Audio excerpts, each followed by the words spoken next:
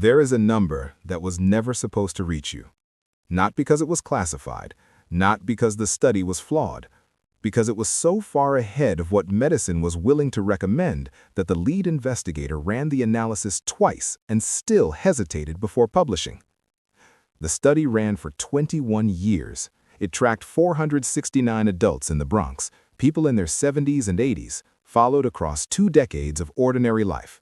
Real people, not a lab, not a controlled environment, just lives tracked long enough for the truth to become undeniable. When the data came back, one number stood out so sharply that the research team worried no one would believe it. 76%. That is how much dancing reduced the risk of dementia compared to people who did not dance. Published in the New England Journal of Medicine. Not 12%, not 30%, 76%. And your doctor almost certainly never mentioned it. Reading reduced that risk by 35%. Crossword puzzles, which every memory program in the country recommends, reduced it by 47%. Regular aerobic exercise, walking, swimming, cycling, the backbone of every healthy aging protocol your doctor hands you, reduced dementia risk by nearly zero. Zero. Let that land for a moment. My name is James. I review how researchers and clinicians approach the same conditions differently, and I translate what the strongest evidence actually says into language you can use. I've spent years in the clinical literature on aging and cognitive health. What you'll hear in this video isn't my opinion. It's what the data has been showing for over 2 decades and what most people were never told. Because nobody told them what the data actually showed. The guidelines most physicians follow were written before this evidence existed. The NEJM study was published in 2003, over 2 decades ago. And it is still not standard practice for a neurologist to look a 58-year-old woman in the eye and say, the single most powerful thing you can do for your brain right now is dance. That gap between what the research has shown for 20 years and what is happening in your doctor's office is costing people something they cannot get back. This is education, not medical advice. Nothing here replaces your physician. What it does is give you the research, clearly, completely, so you can walk into that office informed. Drop a comment right now with just your age, nothing else. I want to see who's watching. Let me tell you about a patient I'll call Margaret. 64 years old, retired librarian, sharp and well-read. She came in 18 months ago because she'd been losing words, not dramatically, but persistently.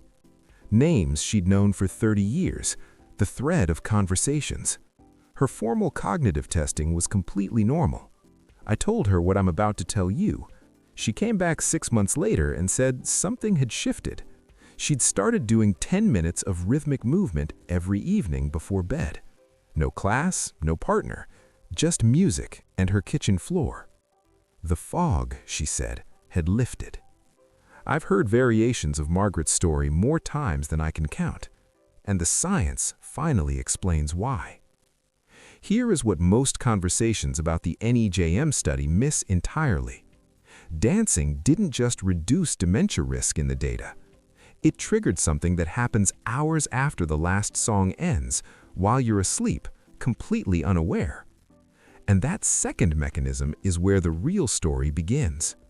First, let me show you why every other exercise on that list failed, because the answer is the key to understanding why dancing works when nothing else does.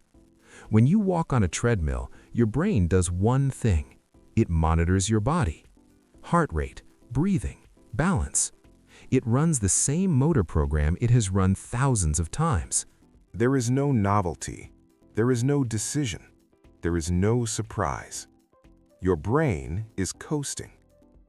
Now imagine you put on a song you've never heard and you try to follow a new rhythm. Suddenly, your brain is making hundreds of micro decisions per second. What comes next? Where does my foot land? How do I match this tempo? Did I just miss a beat, and how do I recover?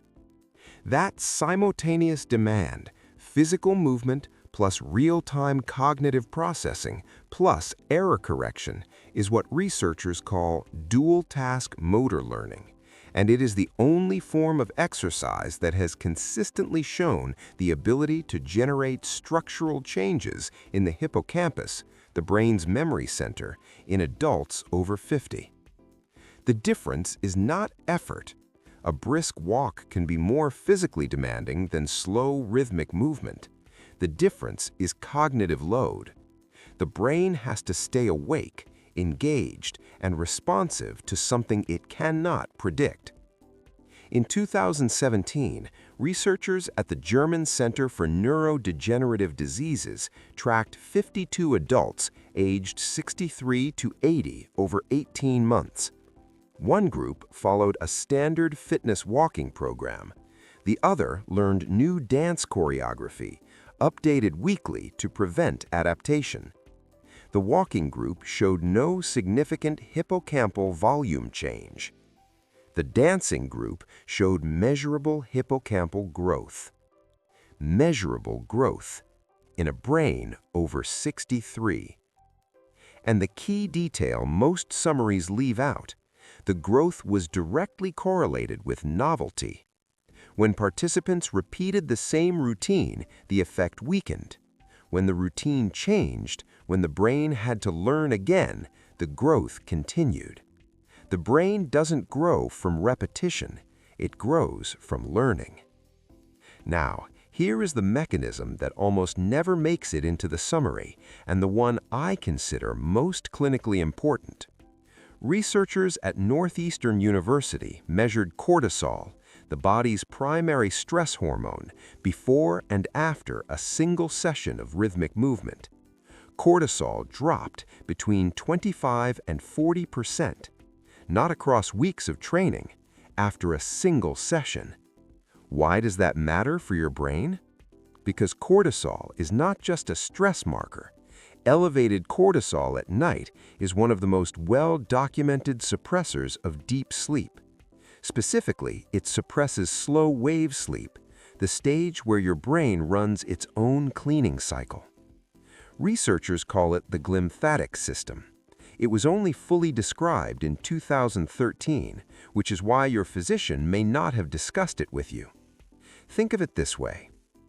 Every major city has a sewer system that runs mostly at night, when traffic is low and the streets are quiet. Your brain has the same architecture. During the day, neurons firing constantly produce waste as a byproduct: beta amyloid, tau proteins, metabolic debris. At night, during slow-wave sleep, cerebrospinal fluid pulses through channels between your brain cells, channels that actually expand during sleep, and flushes that waste out. When cortisol is elevated at night, you don't reach slow-wave sleep. The streets stay busy. The cleaning crew can't get through. The waste stays. Night after night. Year after year. It accumulates. That accumulation has a name: beta amyloid plaques, one of the primary markers of Alzheimer's pathology. The chain looks like this: rhythmic movement, cortisol drops, deep sleep increases, glymphatic system activates, beta amyloid is cleared, dementia risk falls. That is the second half of the 76% result. And almost nobody is telling patients this. Now, I need to address something the research published in 2025 and 2026 has fundamentally changed about how we think about brain health. The older model, the one most physicians still follow, treated dementia as something you combat with mental exercises. Keep the mind active, do puzzles, read. That was the framework. The new framework is completely different. A major analysis led by researchers at Lund University, published in 2025, identified 17 shared risk factors for Alzheimer's, vascular dementia, stroke, and late-life depression. The critical finding? These are not separate diseases with separate causes. They share a biological pipeline, and the factors that drive that pipeline are largely systemic, not cognitive. The two highest impact modifiable factors: blood pressure and kidney health. I want to stop on kidney health for a moment because this genuinely surprises most of my patients. When kidney function declines, even moderately, before it becomes clinical disease, the kidneys lose efficiency at filtering metabolic waste from the blood. That waste doesn't disappear, it circulates, and a significant portion of it crosses the blood-brain barrier, contributing to neuroinflammation. The 2025 research identified impaired kidney function as one of the most overlooked accelerants of cognitive decline, precisely because it operates silently, without symptoms, for years. Rhythmic movement, specifically the kind that engages the lower body continuously, improves renal perfusion, blood flow to the kidneys. It also reduces systemic inflammation. Both mechanisms are documented. Both matter for brain health in a way that no crossword puzzle can address. The same analysis identified social isolation as factor 12 of 17, and it is not a soft psychological finding.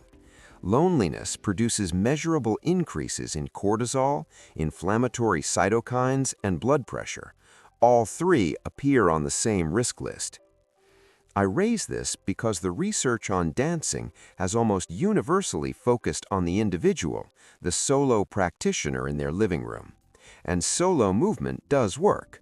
The cortisol data, the glymphatic mechanism, the hippocampal growth, those are real, and they don't require a partner.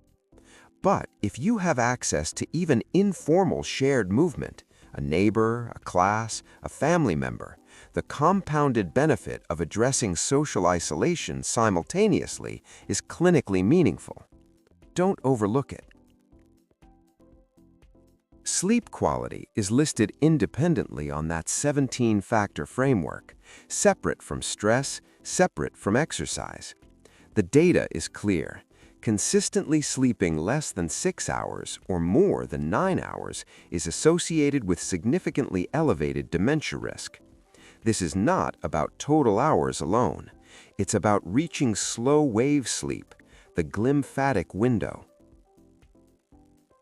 Which brings us back to the cortisol mechanism and why the timing of movement matters. Now, let me address the myth I hear most often in my practice, that there's a window of opportunity for brain intervention, and that if you've already passed it, movement won't do much. That is not what the data shows. In 2026, researchers at Kyoto University tracked 84 adults over 55, all reporting what we clinically call subjective cognitive decline, the window where people notice memory slipping, but standard tests don't yet catch it. These are the patients most interventions write off. After 12 weeks of rhythmic movement, 3 sessions per week, the group showed measurable improvement in episodic memory, processing speed, and verbal fluency. The control group showed continued mild decline. But the finding that stopped the researchers cold was this: the effect was strongest in participants over 68 who had been sedentary for more than 5 years. The people with the most to gain? The ones who had assumed it was already too late. The mechanism goes deeper than cortisol and sleep. It reaches into the endocrine system. After 55, and especially after menopause in women and andropause in men, estrogen and testosterone levels decline significantly. What most people don't know is that this hormonal shift directly accelerates hippocampal atrophy. The memory center of your brain shrinks faster when your reproductive hormones drop. This is documented in longitudinal MRI studies tracking women through perimenopause to postmenopause.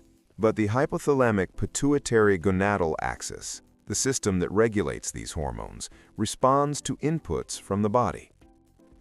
And rhythmic movement is one of those inputs. Here is what the research shows.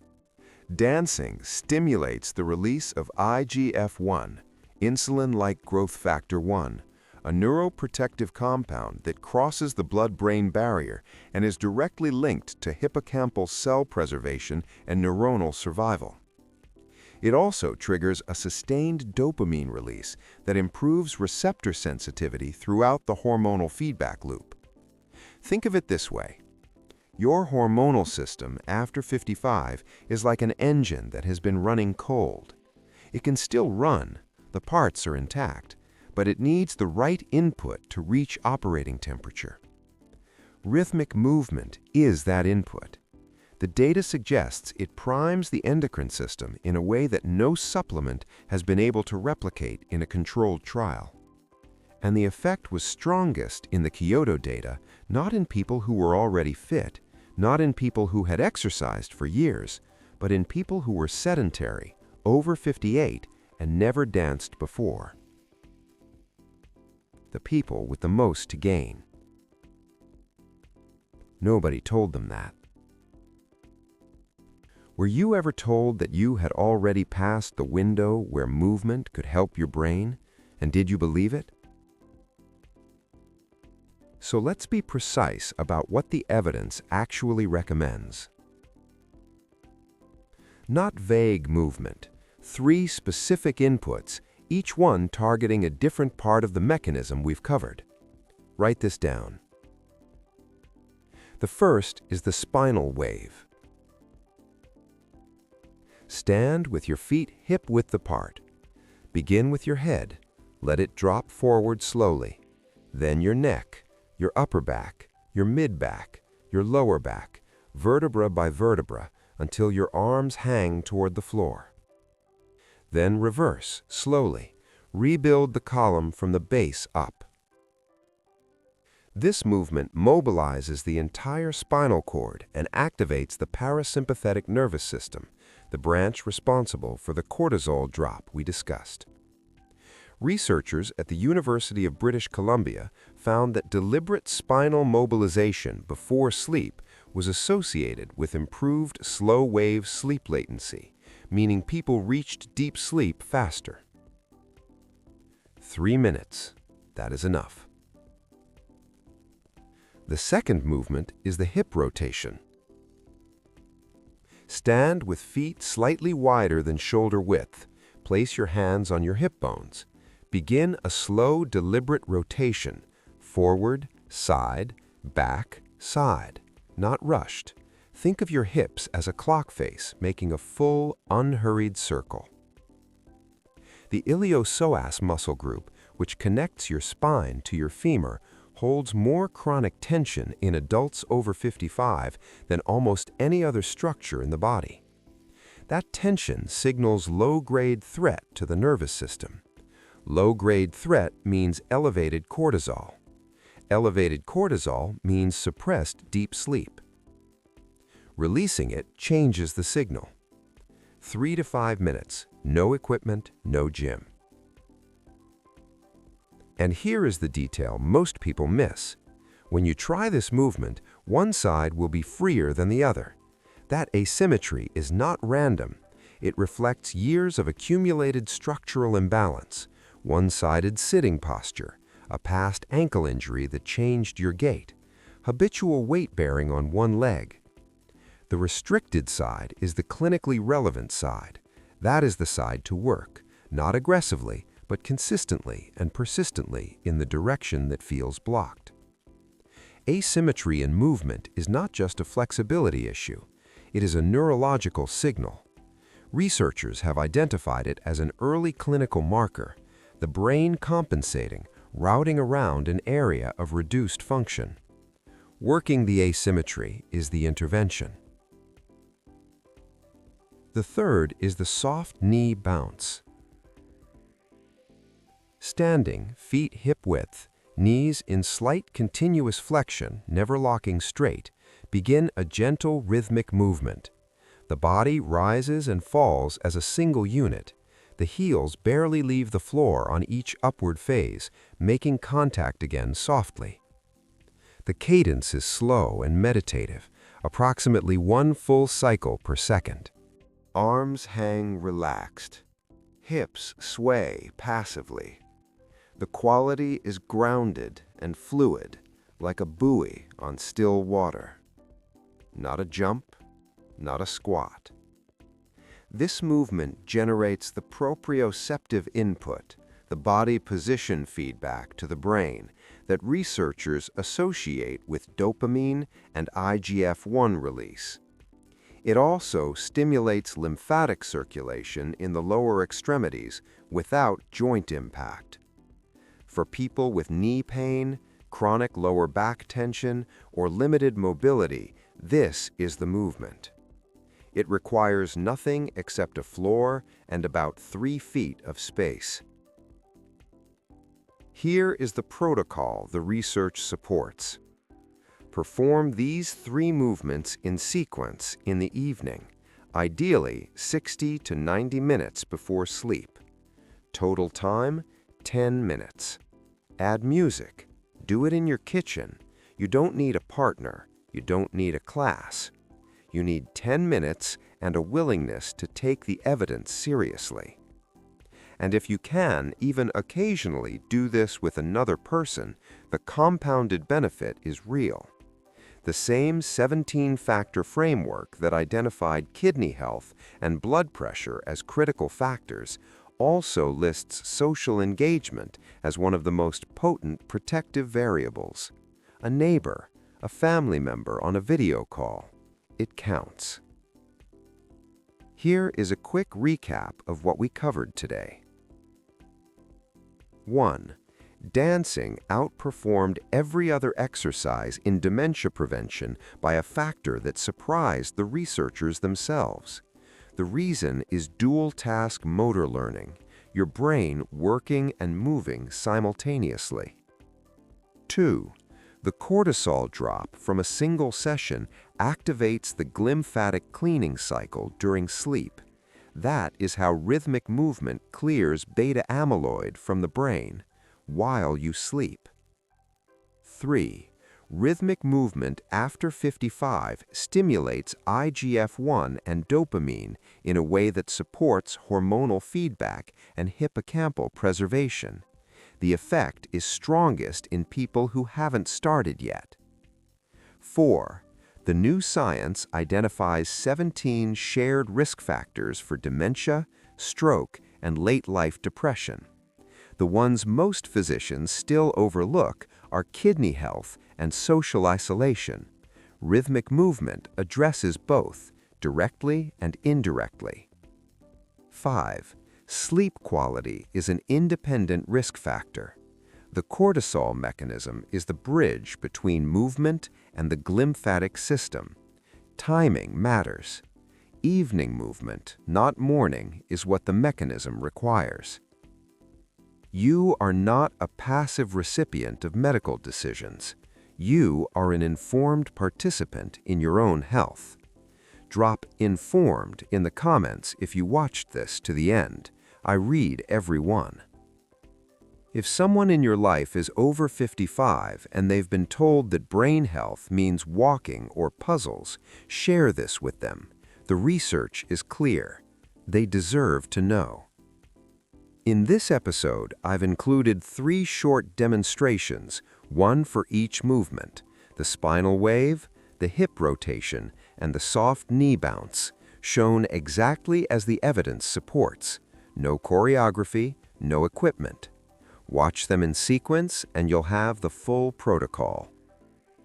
Of the 3 movements I just described, the spinal wave, the hip rotation, or the soft knee bounce, which one are you starting tonight? Tell me in the comments. This video is for educational purposes only and does not constitute medical advice. The research presented reflects published scientific studies and should not replace consultation with a qualified healthcare provider. Individual health conditions vary. Always speak with your physician before beginning any new movement practice.